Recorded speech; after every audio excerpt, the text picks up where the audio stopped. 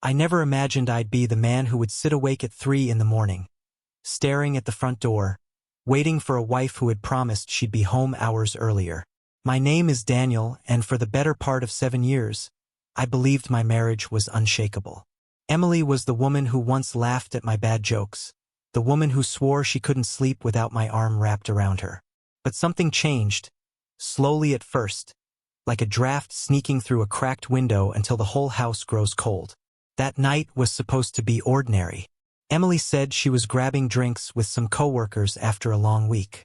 I didn't object. I knew she worked hard, and I trusted her. But when the clock struck midnight and her phone buzzed only once before going silent, a seed of doubt dug deep into my chest. By 2, I called. No answer. By 3, I texted again, pretending not to care, masking my words with casual humor. Don't forget you have a husband at home, huh? Still nothing. I sat there, every sound of passing cars outside twisting in my stomach. Every distant laugh from the street made me wonder if it was hers.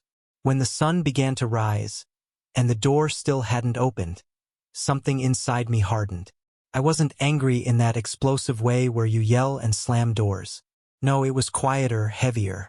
It was the kind of anger that folds itself into resolve. At 7 in the morning, my phone buzzed. It was a short message from her. Fell asleep at Sarah's. Don't wait up. That was it. No apology. No explanation for leaving me pacing through the night. Just a casual dismissal, as if my worry meant nothing. I walked into the bedroom, the air stale with the scent of a perfume that no longer felt like home. I sat down at my desk and pulled a sheet of paper from the drawer. My hand didn't even shake as I wrote the words that had been building inside me for months. Emily, I'm leaving. Good luck with your debts. I folded the note carefully, placing it where she'd see it on the kitchen counter, right next to the half-finished bottle of wine from 2 nights ago. As I did, memories flickered through my mind. Her endless online shopping sprees, the credit cards maxed out on things we didn't need, the way she brushed me off whenever I tried to talk about responsibility. She used to say, "Don't worry, Daniel, we'll figure it out." But we had turned into me, working extra hours, juggling bills, covering her mistakes. The truth was, Emily wasn't just absent that night. She had been absent for a long time. Absent from our marriage, absent from our plans, absent from the man who had once thought he was enough. I packed quietly. A few shirts, some jeans, the essentials. I didn't slam a single drawer. I didn't want drama. I wanted freedom.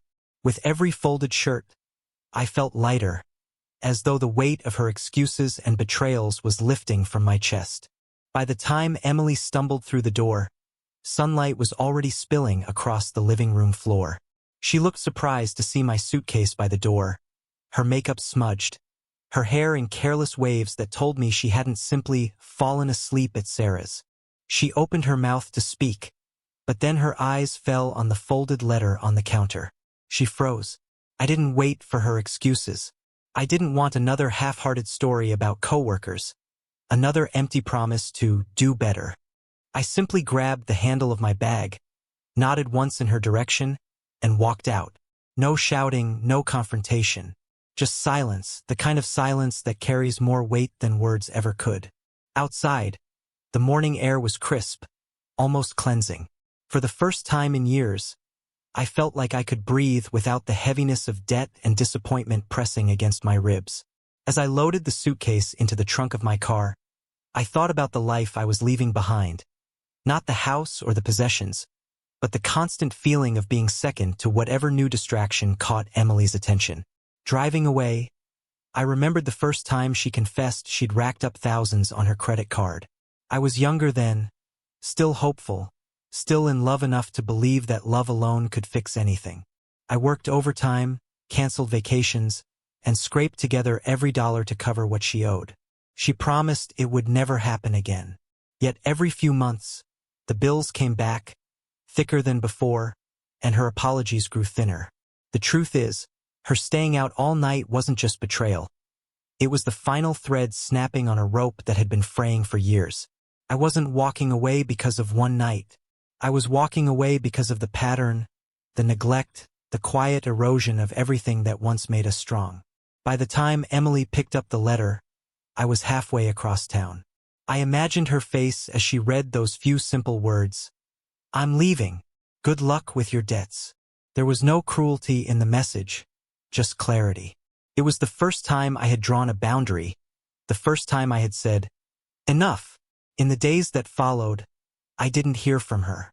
Maybe pride kept her silent. Maybe she realized there was nothing left to salvage. Friends asked what happened, and I didn't sugarcoat it. I told them the truth. Marriages don't break overnight. They break piece by piece, until one day the person holding it together finally lets go. I rented a small apartment downtown. It wasn't much, but it was mine. The first night I slept there, I lay in bed and listened to the quiet. Not the anxious quiet of waiting for a door to open, but the peaceful quiet of freedom. For the first time in years, I wasn't responsible for someone else's chaos. Emily's debts would follow her as they should. Her choices, her consequences. And me? I finally chose myself.